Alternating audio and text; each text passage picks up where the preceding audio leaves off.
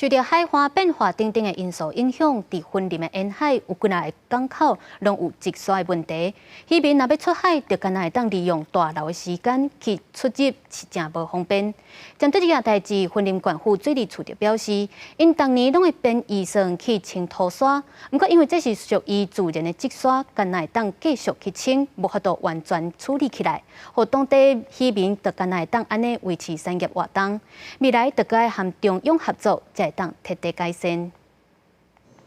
趁着无出海，云林大细渔民未收白准备工课。当地渔民表示，受到渔港积沙问题严重，平时若是要出海，拢需要看满楼时段进出，唔能够长作业时间，对渔民来讲相当不便。你也要出门，像啊要出门就要提早出去啊，提早3点半前出门啊。啊，即摆楼底啊3点半前才会当入港啊，啊足费气的。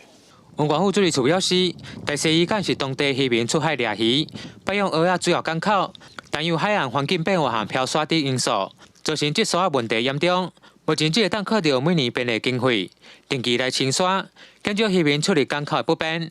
看起来就是海岸变化剧烈啊，就是我们的港口漂沙就日益严重哦，这是我们普遍在西部沿岸遇到的一个问题。这不是我们能够就